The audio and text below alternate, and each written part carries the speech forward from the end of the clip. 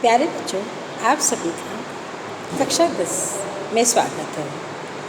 आज मैं हिंदी विषय के अंतर्गत पुस्तक कृतिका भाग 2 से पाठ 2 पढ़ाने जा रही हूँ, जिसका शीर्षक है जार्ज पंचम की नाक और इसके लेखक हैं कमलेश्वर जी। ये एक व्यंग्यात्मक निबंध है। इस निबंध में हमारे सरकारी तंत्र की खूब मजाक बनाई गई है। उसमें ये बताया गया है कि किस प्रकार हमारा देश, जिस देश ने हमारे ऊपर क्रूरता से शासन किया, इंग्लैंड, वहाँ की ही राजकुमारी जब हमारे यहाँ एलिजाबेथ द्वितीय आती हैं तो उनके सम्मान में यहाँ के सरकारी तंत्र किस प्रकार से तरह तरह की व्यवस्थाएं करता है, किस प्रकार से उनकी आने पर एक विज्ञापन छपाता है और उनके आने पर अपने ही देश की किस प्रकार से मजाक उड़ाता है, इस पर प्रकाश डाला गया है।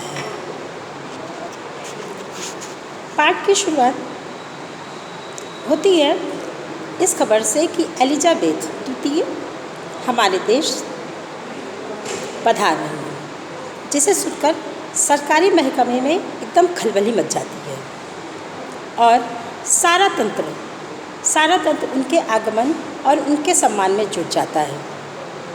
पूरा शहर दुल्हन की तरह सजाया जाता है। सड़कें फिर से जवान हो जाती हैं। जितनी भी इमारतें हैं वो दुल्हनों की तरह सजाई जाती हैं। साथ ही हर अखबार की सुर्खियों में ये बात छपती है कि महारानी एलिजाबेथ अपने पति के साथ भारत आ रही हैं। प्रत्येक दिन कभी उनके पहनावे को लेकर के, कभी उनके क्रियाकलाप के और कभी उनके चार्ल्स फिलिप के कारनामों को लेकर के प्रतिदिन मीडिया नई नई चीज़ें छापता और यहाँ तक कि अपने सारे कार्य को छोड़ करके, अपने देश के सारे कार्य को छोड़ करके एलिजाबेथ पर अपना इम्प्रेशन यानी कि अपना पूर्ण रूप से प्रभाव दिखाने के लिए हर तरह की वो संभव कोशिश की जाती है जिससे उन्हें किसी प्रकार की कोई भी तकलीफ़ ना हो। जैसा कि आपको मैं बताऊं, थोड़ा सा आप अपने इतिहास पे चलें तो गौतम बुद्ध को भी किसी ने कहा था, एक ऋषि ने कहा था कि इनको किसी प्रकार का कभी दुख न पहुँचे, इस चीज़ का ध्यान रखिए। तो राजा शत्रुघ्न क्या करते थे कि जब गौतम बुद्ध बाहर निकलते थे तो जितने भी रुग्ण या मरीज जो होते थे या दुखी होते थे उनको उनके सामने से हटा दिया जाता था और सिर्फ वही लोगों को दिखाया जाता था जो इस संसार में अपने आप को सुखी कहते हैं। इसी प्रकार से हमारे देश में भी एलिजाबेथ के आने पर वो गरीब झुकी झोपड़ियों को हटा दिया गया, सिर्फ वही इमारतों को बहुत अच्छे से सजाया गया जिनसे एलिजाबेथ यहाँ के वर्चस्व को देख सकें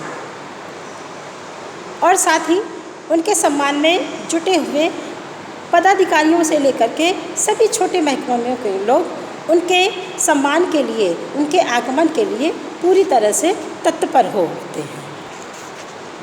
अखबार की सुर्खियों में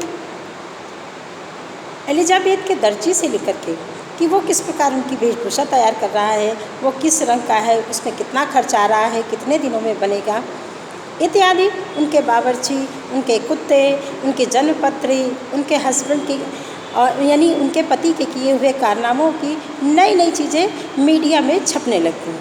रोज़ लोग इन्हीं सब समाचारों को लगातार पढ़ रहे थे।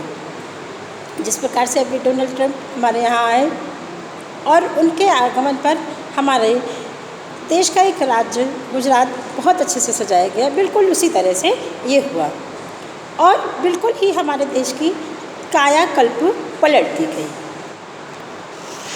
ये सब तैयारियां चल ही रही थी कि अचानक एक समस्या सामने आई।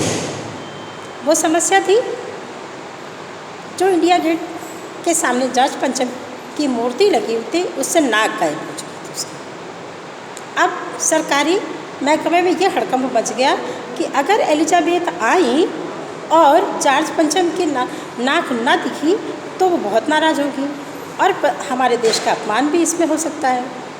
इस बात को लेकर के पूरे सरकारी महकमे में हड़कंप मचा। क्यों? क्योंकि पहले राजनीति जब जॉर्ज पंचम की मूर्ति वहाँ पर खड़ी करी गई तो बहुत से राजनीतिक दलों में इसको लेकर के बहसें चली। हथियारबंद सिपाहियों ने क्या किया कि एक दिन जॉर्ज पंचम की नाक को काट डाला। अब जब एलिजाबेथ को आना था तो उस पर नाक ना देख कर सबको ये लगा कि अगर उस पर नाक नहीं मिली तो उससे हमारे देश का तो अपमान होगा ही। अब अपने देश का सम्मान बचाने के लिए लोगों ने तरह तरह के कार्य करने शुरू किए। देश के शुभचिंतकों की एक बैठक बुलाई गई। उस पर यह तय किया गया कि एक जॉर्ज पंचम की नाक कहाँ से लाई जाए। तब एक मूर्तिकार को बुलाया गया। मूर्तिकार थोड़ा पैसे से लाचार था, इस कारण से बड़ा दुखी था। मूर्ति तो बनाने के लिए तैयार था परंतु उसके पास पैसे नहीं थे। तभी कहीं से ये आवाज़ उसने सुनी कि तुम नाक बनाओ, पैसे की चिंता मत करो। इस बात को लेकर के वो थोड़ा आश्वस्त हुआ और पैसे के लिए उसने हामी भर दी कि हाँ मैं मूर्ति बनाऊंगा। साथ ही ये भी कहा गया कि अब इस प्रकार जो पत्थर है उस लाट की नाक कहाँ से लाई जाए। समस्या यहाँ पुरातत्व विभाग को ये काम दिया गया, एक टीम बनाई गई कि वो जा कर के ये देखें कि ये इस प्रकार का पत्थर कहाँ से प्राप्त होगा। अंततः ये कार्य उसी मूर्तिकार को दे दिया गया कि वही जा कर के सभी चीज़ों को देखे और साथ ही ये भी देखे कि कौन सा पत्थर इसके लिए उपयुक्त होगा। तब मूर्तिकार ने कमेटी को ये सुझाव दिया कि वो जाएगा और पत्थर कहीं ना कहीं से खोज करके लेके आएगा। सभापति ने भी बयान दे दिया कि जब हमको ज़रूरत होती है तब हम हर चीज़ को आवश्यकता मान करके उसकी खोज करते हैं और इससे ही समाज में परिवर्तन आएगा। इस चीज़ को लेकर के अखबार वालों ने इसको फ्रंट पेज पर छापा और सभापति के बयान को लिख दिया गया। वो मूर्तिकार जगह जगह गया, तमाम सारे पत्थरों को एक रात से दूसरे रात गया, लेकिन उस तरह का पत्थर कहीं ना मिल सका।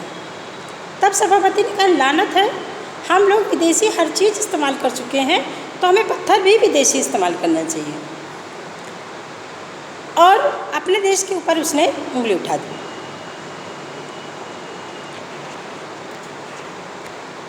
सभी हुक्मरान जो थे परेशान थे कि कहीं ऐसा ना हो कि एलिजाबेथ आ गई तो हम लोगों की इतनी बेइज्जती होगी कि हम लोग उनके यहाँ की निशानी भी नहीं अच्छे से रख पाए। सारा दिमाग इसी में लग रहा था। तभी उसमें से एक आइडिया और आया। एक लोगों ने विचार दिया कि क्यों ना हम अपने देश के जो हमारे स्वतंत्रता सेनानी हैं, जो हमारे शहीद हैं, जिन्होंने हमारे देश को आज़ाद कराया, इन लोगों की जितनी मूर्तियाँ लगी हैं, महापुरुष हैं, इन लोगों की जिनकी मूर्तियाँ लगी हैं, इनमें से मिला करके देखा जाए और जिसकी नाक फिट बैठे उसकी काट ली जाए। सभापति थोड़ा सा परेशान हुए परंतु कहा कि देखिए ये काम कर तो दिया जाए परंतु थोड़ा सा सावधानी भी बरतनी होगी। हमें सावधानी क्यों बरतनी होगी? क्योंकि यहाँ पर भी तो काफ़ी आंदोलन हो सकते थे। अगर आप किसी का भी नाक काटने के लिए तत्पर होंगे तो राजनीतिक पार्टियों को तो मसाला चाहिए सियासत करने के लिए और उन्हें सियासत करने के लिए मिल भी जाता। तो कहा गया, सभापति ने कहा कि बड़े ही धैर्य से और बड़े ही सावधानी से इस कार्य को करना है। और बात यहाँ तक फाइनल हो चुकी। अंतिम निर्णय ये लिया गया कि भारत में ही किसी ऐसे महापुरुष की नाक काट करके उन पे लगा दी जाए जो उनके पत्थर से मेल खाती हो। मूर्तिकार के पास तो जॉर्ज पंचम की नाक का नाप थी और वो निकल पड़ा। सबसे पहले वो महाराष्ट्र की ओर गया जहाँ पर गोखले, तिलक, शिवाजी इत्यादि की मूर्तियों से उसने नाक काटने के लिए सोची परंतु वो उससे कहीं से भी मिलान नहीं हो पाया, उसकी मैचिंग नहीं हो पाई। उसके बाद वो गुजरात गया। गुजरात में सरदार वल्लभ भाई पटेल इत्यादि की मूर्तियों से उसने उस नाक को काटना चाहा, परंतु उनकी नाक भी उसमें फिट नहीं बैठी।